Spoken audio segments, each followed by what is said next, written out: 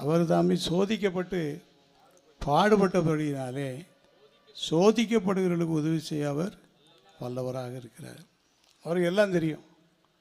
சோதனை யார் மூலமாக வருது, அது எப்படி வரும், அது யாரை போய் பாதிக்கும், எப்படிலாம் தாக்கம் செய்யும், அதிலிருந்து எப்படி விடுதலை கொடுக்கலாம், எல்லா நுணுக்கங்களும் யாருக்கு தெரியும்? ஆண்டவருக்கு தெரியும். ஆகினால் எனக்கு சோதனையாக இருக்கேன்னு சொல்லி நம்ம சோர்ந்து விடாதபடி சோதனையில் நமக்கு உதவி செய்கிற ஆண்டவரை நோக்கி நாம் பார்க்க வேண்டும். அதனாலே சோதனை யார் மூலமாக வருகிறது என்று பார்க்கும்போது முதலாவது நம்முடைய ஆசீர்வாதத்திற்காக, நம்முடைய வளர்ச்சிக்காக இன்றைக்கு பாடமாக வாசி கேட்ட பகுதியில் ஆதியாகமம் 22வது அதிகாரம் முதல் வசனத்தை வாசிப்போம். இந்த காரியங்கள் நடந்த பின்பு தேவன் ஆபிரகாமை சோதித்தார். எப்படி எனில், அவர் அவனை நோக்கி ஆபிரகாமே என்றார். அவன் இதோ அடியேன் என்றான். 22வது வசனம். இந்த காரியங்கள் நடந்த பின்பு தேவன் ஆபிரகாமை சோதித்தார். அப்போ சோதனை மனுஷனுக்கு யார் மூலமாக வரும்? ஆண்டவர் மூலமாக வரும். எப்போதாவது தான் வரும்.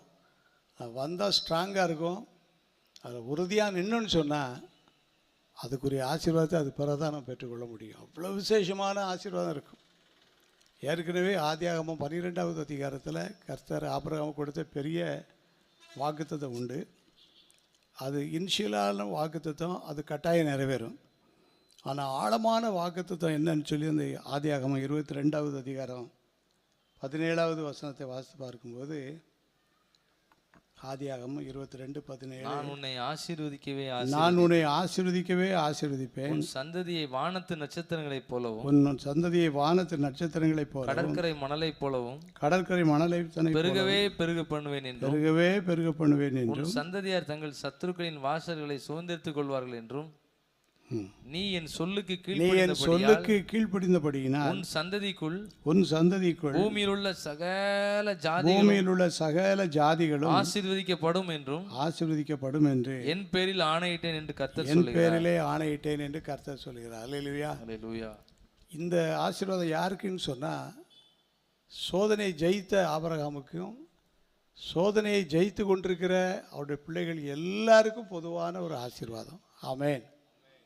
அப்போ சோதிக்கப்படுவர்களுக்கு உதவி செய்ய ஆண்டவர் வல்லவராக இருக்கிறார். சில சமயங்களிலே சில சோதனையை ஆண்டவரே நமக்கு கொடுக்கிறார். அதை நாம் 22வது அதிகாரம் முதல் வசனத்தில் வாசிக்கும் போது, இந்த காரியங்கள் நடந்த பின்பு